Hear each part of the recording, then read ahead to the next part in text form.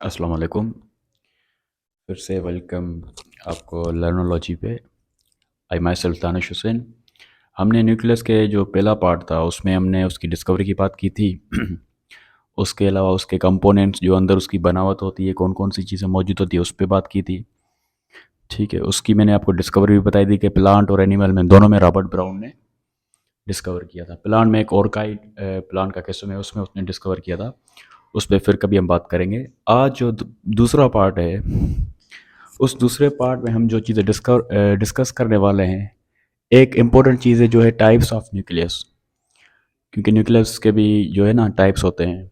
उसके बाद हम क्रोमेटिन मटेरियल को थोड़ा डिटेल्ड पढ़ेंगे कि कौन कौन सी चीज़ें क्रोमेटिन मटेरियल में इन्वॉल्व है। सबसे पहले मैं आपको एक बता दूं बात, कि हमारी बॉडी में हर सेल के अपने क्रोमोसोम्स होते हैं 46, जो हम ह्यूमन सेल की बात करते हैं। ठीक है, तो उस सेल के अंदर कुछ ऐसे सेल्स भी होते हैं, क्योंकि हम मल्टी सेलर हैं, आपको पता होना चाहिए। हमारे अंदर हर जो सेल है बॉडी का, वो अपने हिसाब से काम करेगा, उसकी अपनी डिमांड्स होती है। ठीक है, तो हमारे बॉडी में भी कुछ ऐसे सेल्स हैं, ठीक है, जिनमें एक से ज़्यादा न्यूक्लियस होते हैं, और कुछ ऐसे जानदार हैं जिनमें एक से ज़्यादा न्यूक्लियस पाए जाते हैं। ठीक है, आज हम उस पर ब्रीफली स्टडी करेंगे कि कितने टाइप्स हैं टोटल न्यूक्लियस के। ठीक है, और उनका मौजूद कहाँ कहाँ पे होते हैं। तो सबसे पहले अगर हम एनिमल के मुताबिक देखें तो न्यूक्लियस को तीन टाइप्स में डिफरेंशिएट किया गया है। सबसे पहला वो जो टाइप है उसको बोलते हैं हम uninucleotide, sorry uninucleate cell. ठीक है, इसको हम मोनोन्यूक्लियेट भी कह सकते हैं। यूनी का मतलब है एक, वो जानदार जिनके अंदर सिर्फ और सिर्फ एक न्यूक्लियस मिले, सारा जो सेल की एक्टिविटी को कंट्रोल करे, वो सिर्फ एक ही न्यूक्लियस करे। ये जो यूनी न्यूक्लियेट होता है, ये प्लांट सेल के अंदर होता है। ठीक है, इसकी मैंने सिंपल एक डेफिनेशन लिखी है। They are also known as monokaryotic. इनको दूसरा नाम क्या दिया जाता है? मोनोकैरियोट या मोनोकैरियोट्स। मोनो का मतलब है एक, कैरियन का मतलब है न्यूक्लियस। ये mostly they are mostly present in plant cells. ये मोस्टली किसके अंदर होते हैं? प्लांट सेल्स के अंदर होते हैं। और एक आपको दूसरी बात बता दूं कि प्लांट सेल के अंदर जो न्यूक्लियस होता है ना, वो साइड पे होता है। वो साइड पे होता है। अगर आपने मेरा न्यूक्लियस वाला वीडियो देखा होगा तो आपको समझ में आ गया होगा वो क्यों साइड पे होता है। क्योंकि उनके सेंटर पे एक लंबा सा वैक्यूल मौजूद होता है। उसी वजह से प्लांट्स के अंदर न्यूक्लियस जो है साइड पे होता है। ठीक है, और प्लांट के अंदर कौन? एक न्यूक्लियस होता है। दूसरा टाइप है न्यूक्लियस का, जिसको हम बोलते हैं बाय न्यूक्लिएट सेल। अब बाय का वर्ड है, कहीं पे आपको बाय मिलेगा, कहीं पे आपको मिलेगा डाई न्यूक्लिएट। दोनों की बात सेम है, और दोनों जो है दोनों का मतलब है कि वो जानदार जिनके अंदर एक से ज़्यादा न्यूक्लियस हो, मतलब दो न्यूक्लियस मौजूद हो, ऐसे जानदारों को हम बोलते हैं डायकैरियोटिक एनिमल्स और डायन्यूक्लियेट सेल्स। अब आप सोचेंगे सर ऐसा कौन सा जानदार है जिसके अंदर हमें दो किस्म के अलग अलग न्यूक्लियस मिले। अगर आपने नाइन्थ पढ़ी है अच्छी तरह से, अगर नाइन्थ नहीं तो आप फर्स्ट ईयर पढ़ रहे होंगे, उसमें आपने पैरामीशियम पढ़ा होगा। किंगडम प्रोटिस्टा से ताल्लुक़ रखता है। हम पैरामीशियम के अंदर जब उसको सेपरेटली पढ़ेंगे तो उसके अंदर हमें दो न्यूक्लियस मिलेंगे। एक को बोलते हैं मेगा या मैक्रो न्यूक्लियस, और दूसरे को बोलते हैं माइक्रो न्यूक्लियस। तो यहाँ पे मैंने उनका एग्जाम्पल दिया है। It is also referred as dikaryotic cell, मतलब जिसके अंदर दो न्यूक्लियस हो, which contain two nucleus at a time like paramecium have mega and micro nucleus। अब इस चीज़ को मैं अधूरा छोड़ दूं कि मेगा और माइक्रो न्यूक्लियस दो क्यों है, उनका काम क्या है, तो थोड़ी आपको बता देता हूं कि पैरामीशियम के अंदर दो न्यूक्लियस होते हैं। एक होता है मेगा, दूसरा होता है माइक्रो।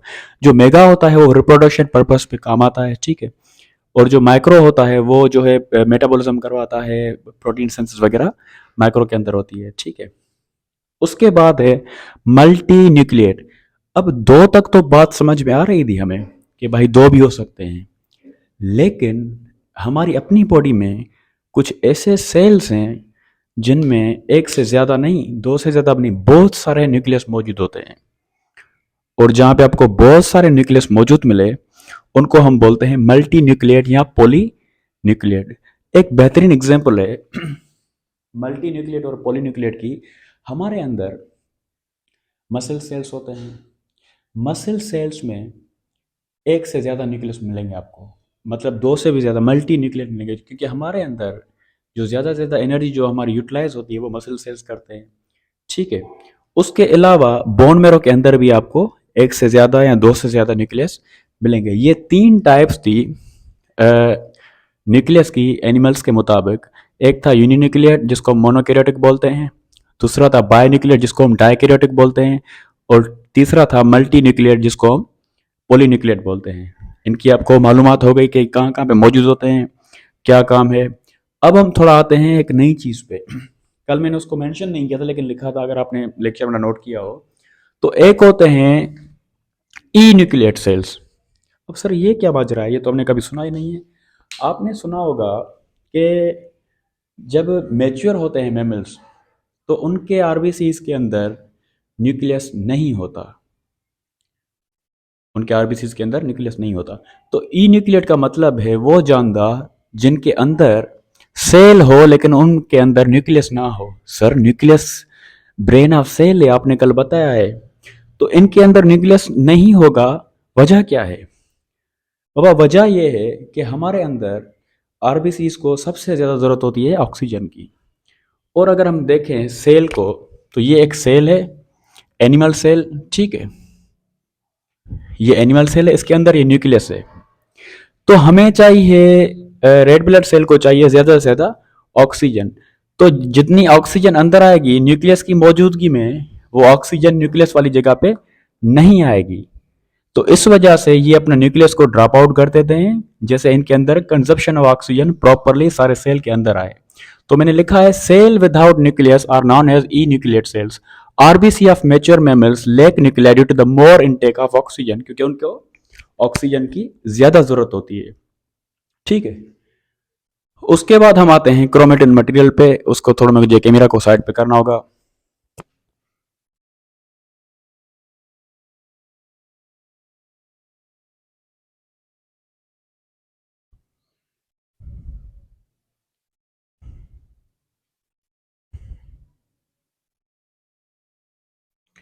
क्रोमेटिन मटेरियल कल हमने थोड़ा पढ़ लिया था, लेकिन आज हम उसको डिटेल्ड में पढ़ेंगे।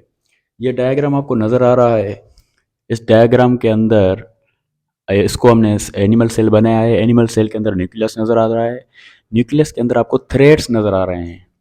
इन थ्रेड्स को कहते हैं क्रोमेटिन थ्रेड और क्रोमेटिन मटेरियल। इन सब को सबसे पहले जो डिस्कवर किया था वो विलियम फ्लेमिंग था, जिन्होंने क्रोमेटिन मटेरियल को डिस्कवर किया। बहुत सारे स्टूडेंट कंफ्यूज होते हैं क्रोमोसोम, क्रोमेटिन मटेरियल और क्रोमेटिड्स में। आज इंशाल्लाह मैं कोशिश करूंगा इस वीडियो में आपकी ये कंफ्यूजन दूर करूं। एनिमल सेल के अंदर न्यूक्लियस के अंदर एक मिक्सचर होता है, एक इंटरमिक्स्ड मटेरियल होता है। उस मटेरियल को हम बोलते हैं क्रोमेटिन थ्रेड और क्रोमेटिन मटेरियल।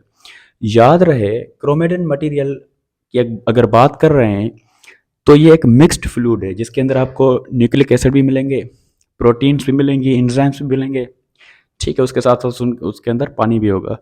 तो जब हम एक मिक्सचर की बात करेंगे, उस मिक्सचर को हम सिंपल नाम देंगे क्रोमेटिन मटेरियल।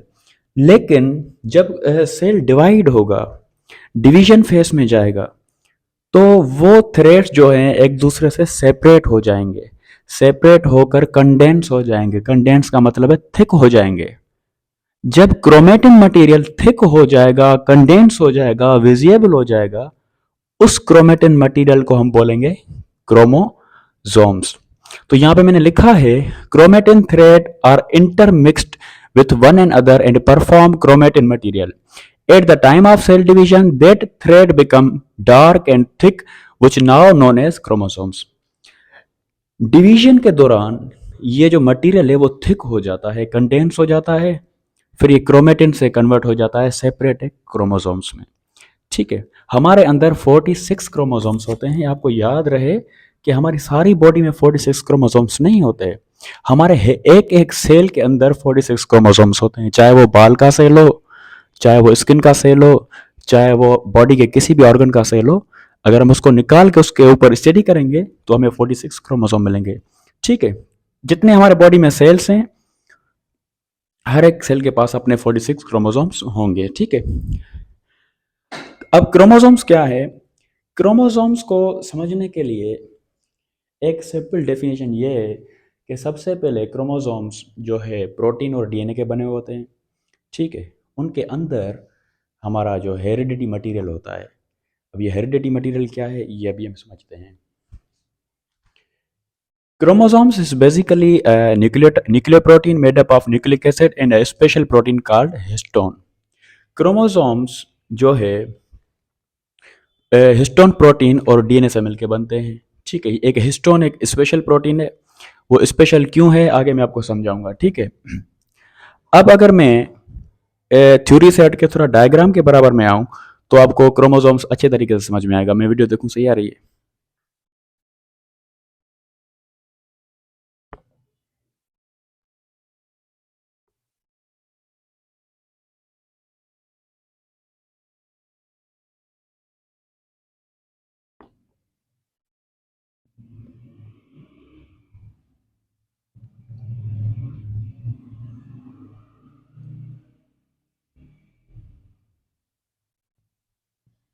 सही है। ये एक स्ट्रक्चर है क्रोमोसोम का, ठीक है। इस स्ट्रक्चर के बीच में जो चीज़ है ये वाली, इसको हम बोलते हैं सेंट्रोमर। क्या बोलते हैं? सेंट्रोमर। ये सेंट्रोमर क्या चीज़ है आपको एक दूसरा डायग्राम भी उसमें समझाऊंगा। अगर मैं एक थ्रेड की बात करूं, एक सिंगल थ्रेड की, ठीक है, एक सिंगल थ्रेड को हम बोलते हैं क्रोमेटिड। क्या? एक सिंगल थ्रेड को, अगर ये एक सिंगल हेयर लाइक स्ट्रक्चर है, इसको मैं बाहर निकालूं तो मैं इसको एक नाम दूंगा जो मैं बोलूंगा क्रोमेटिड। अगर ऐसे दो क्रोमेटिड्स मिलेंगे तब एक क्रोमोसोम बनेगा। ये बात आपको समझ में आ जानी चाहिए। जब ये सिस्टर क्रोमेटिड्स दो मिलेंगे काइनेट सेंट्रोमर की वजह से, तब हम उसको बोलेंगे क्रोमोसोम्स। अगर मैं इसकी अलहदा बात करूं, इस अलहदा को मैं बोलूंगा क्रोमेटिड। तो आपको क्रोमोसोम और क्रोमेटिड्स में भी डिफरेंट का मालूम हो गया कि क्रोमोसोम्स क्या होते हैं, क्रोमेटिड्स क्या होते हैं, ठीक है। उसके बाद ये सेंट्रोमर है, सेंट्रोमर अटैचमेंट में हेल्प करवाता है। इसमें ऐसी क्या चीज है, इसमें होता है काइनेटोकोर प्रोटीन। क्या? ये काइनेटोकोर प्रोटीन अटैचमेंट करवाता है दो क्रोमेटिड्स की, क्योंकि आपको पता है दो क्रोमेटिड्स मिलकर एक क्रोमोसोम बनाते हैं, ठीक है। अब मैं थोड़ा क्लोजली आऊं तो जब मैंने क्रोमोसोम को जूम किया तो मुझे उसके ऊपर एक यूनिट्स मिले, एक सिंगल यूनिट्स बने हुए थे, वो यूनिट्स मिले। मैंने कहा अगर मैं क्रोमोसोम्स को पढ़ रहा हूं तो क्यों ना मैं यूनिट्स को पढ़ लूं। तो जब मैंने इन यूनिट्स की स्टडी की तो ये यूनिट्स, मुझे पता चला कि इनको बोला जाता है जीन। और जीन क्या है? जीन एक बेसिक यूनिट है हेरिडिटी का, जिसके अंदर हमें डीएनए मिलता है, ठीक है। अब इसको मैं थोड़ा डिटेल्ड आपको पढ़ाऊंगा एक और डायग्राम में, क्योंकि ये इतना आसान नहीं है, इसको आपको समझना लाजमी पड़ेगा।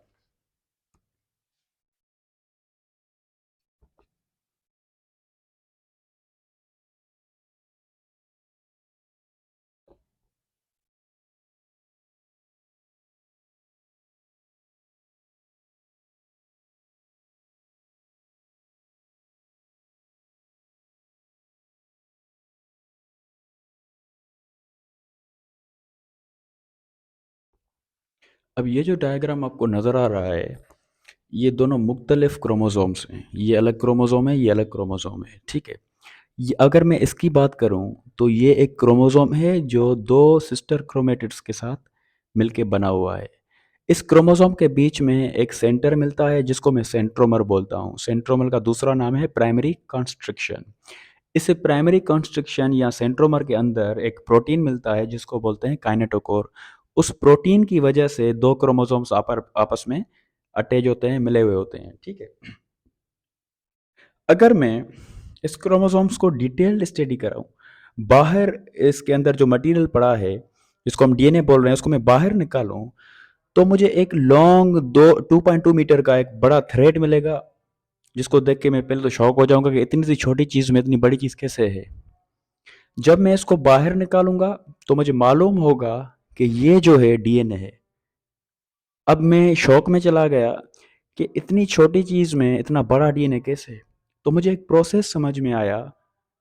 मुझे याद आया कि मैंने पीछे पढ़ा था कि डीएनए और प्रोटीन के साथ ही क्रोमोसोम्स बने हुए होते हैं। तो मुझे फिर एक बात क्लिक हुई कि प्रोटीन भी तो मौजूद है।